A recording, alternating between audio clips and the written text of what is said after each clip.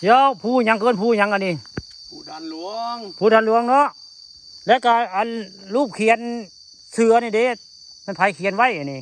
เขียนไว้แต่สมัยใดรูปเสือนี่เด้อผู้ค้ากับข้าเด้อนี่จักมันสมัยใดเด้ออันเขียนนี่ก็ได้แต่เป็นคนโบราณบ่เขียนไว้ในเสี่ยวนี่คนโบราณ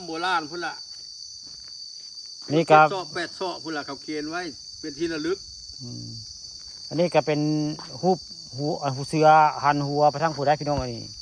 พระเจ้าหันทางตะวันออกไปนี่มามื้อนี้พาอันให้เสี่ยวพามาเบิ่งรอยแกะสลักเสืออยู่ภูดันหลวงบ้านนาตาลตำบลนาตาลอำเภอเต้างอยแหละนี่ห้อยเพิ่นเขียนไว้นี่คนโบราณพุทธะสมัย8 ซอกแล้วเสี่ยวเนาะเขียนไว้เนาะเบิ่งแล้วนี่7-8 ซอกพุ่นละ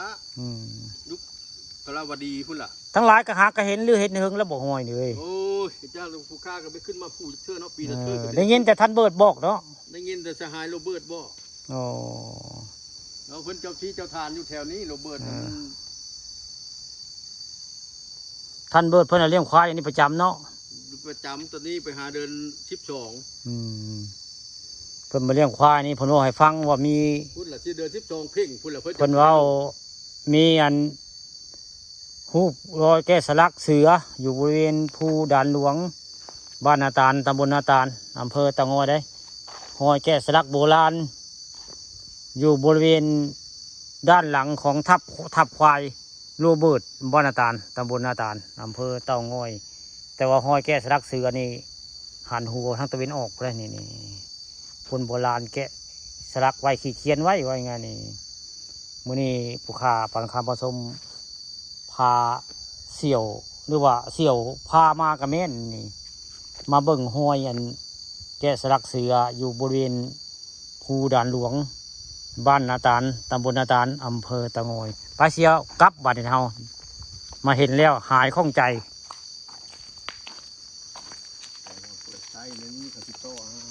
น้ำนี่เขาใช้จะบ่เสี่ยวใช้อยู่เนี่ยก็ต่อมาดับเพิ่งแล้วก็ใช้คุณละน้ำลายเพราะเดี๋ยวนี้มันก็ที่อึดอยู่เลยแสดงว่าเจ้าใช้ประจำเนาะใช้ประจำเพิ่งเอาควายเขากินเนาะนี่ก็คือภาพแล้วก็พาเดี๋ยวย่างซ้อนท้ายเมื่อได้พี่น้องเลยพาเดี๋ยวไปเอาภาพอันห้อยแกะสลักเสืออยู่ภูด่านหลวงบ้านนาตาลตำบลนาตาลอำเภอเต้างอยแหละอยู่ด้านหลังของทับควายของ